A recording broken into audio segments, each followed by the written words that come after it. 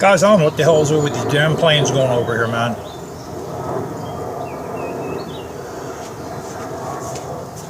We are underneath a main flight path for the Pittsburgh International Airport.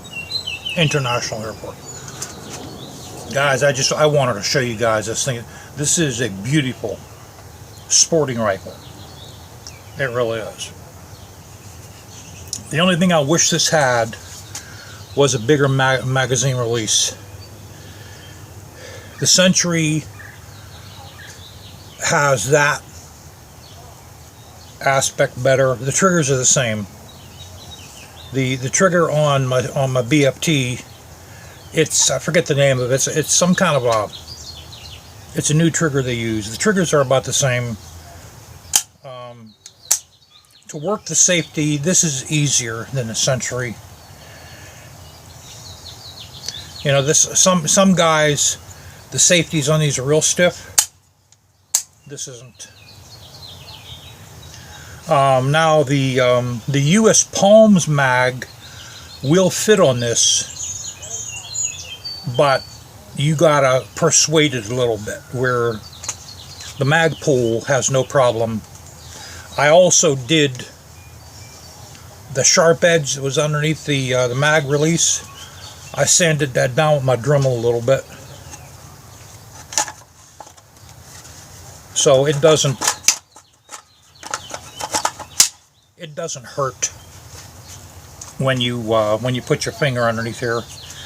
There are aftermarket magazine releases you can buy for these. I'm going to replace it eventually. I painted my front sight red. I don't know if you guys can see it. I put 2 white marks in the back. That helps me line these up a little bit better. More than likely, I'm going to probably put a red dot on this.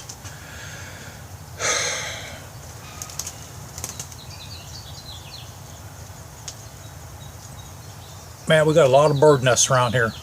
I think that was a bird.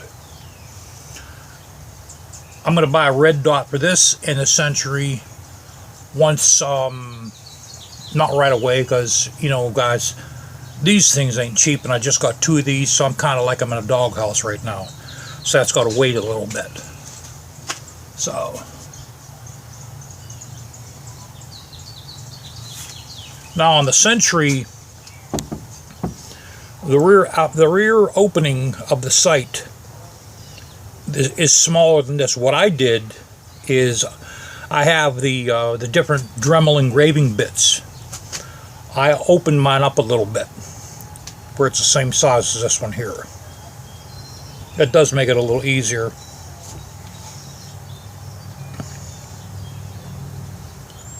Also on this, I did polish the underneath of the bolt.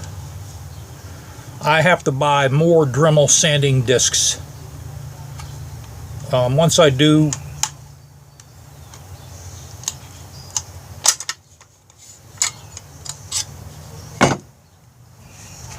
now with the cheek piece all the way up, this won't come out. So we got to lower that. Now, since this button's pressed in, this won't come out. Now you got to press the button, or excuse me, the button has to be pressed in for this to be able to come out. So, you know, what you do is, you can do this one-handed. You press this in, you press the side button in, and it passes the pin. Then you're able to take this out.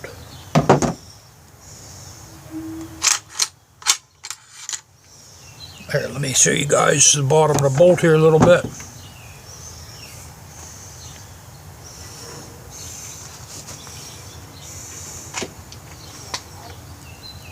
See, there's a ridge right here. So what I do is I smooth it out. I don't get rid of it. I just smooth it out and I polish the bottom of this. And also what I did too is I polished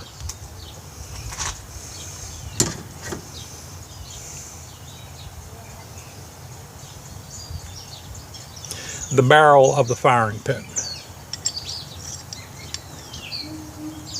And we got our red high temperature wheel bearing grease in there.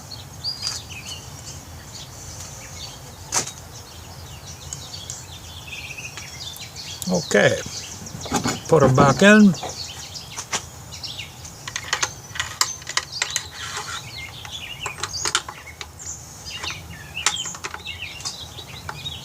Hold on, bad guys. I think my bolt moved. Oh, she's in right. There we go. Now, the one thing I am a little wondering about is the feed of the barrel doesn't have a ramp at all.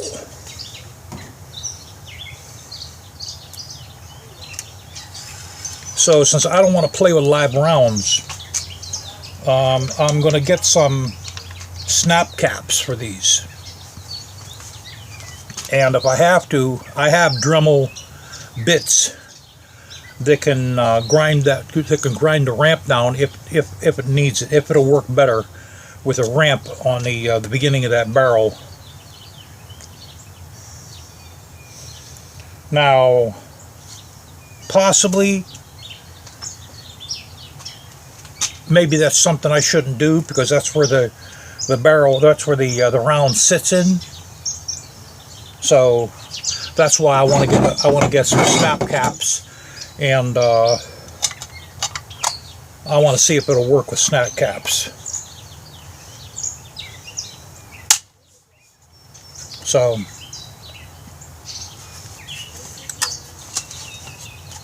no movement with this. With the Magpul mag.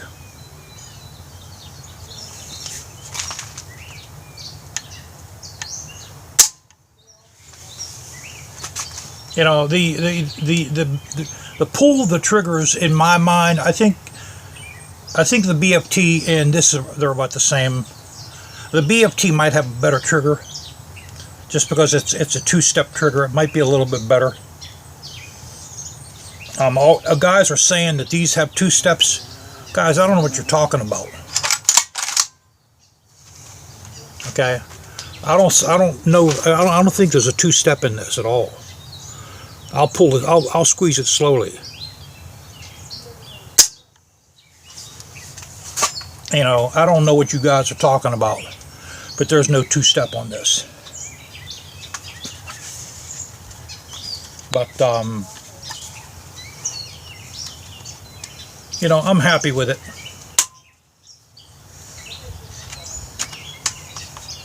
This is my third, I call them assault rifles. This is actually my third one. I had the AR-15 H-bar before these guys here. And so, you know, I've been to AR-15s, guys. That's why I kind of went to the AK-47s. Well, you can still get them. I like these better simply because they're more daunting looking. Okay. This one here, if you guys could afford this, I'd get one of these. Well, you can, because I guarantee you these are going to be outlawed. Just look at it. Okay, just look at the thing. This looks like something SWAT should have. You know, I feel sorry for the people in Washington State and some of the other states where they can't touch these anymore. They can't buy them anymore. I feel real sorry for them. But here in Pennsylvania, you can still buy these. So, you know, guys, these kind of guns, man, are actually better than gold.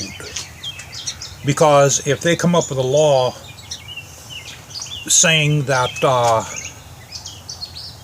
you're not allowed to own these anymore, you're not allowed to buy them or own them, they have to buy this off me for what I paid for it. Dime to dime, dollar to dollar. Where gold goes up and down. But these will stay the same. These will stay, the price of these will maintain the same amount. You know, so if they want to buy them back, they got to give me what I paid for this and what I paid for the other one. That's why I always said guns are as good, if not better, than gold.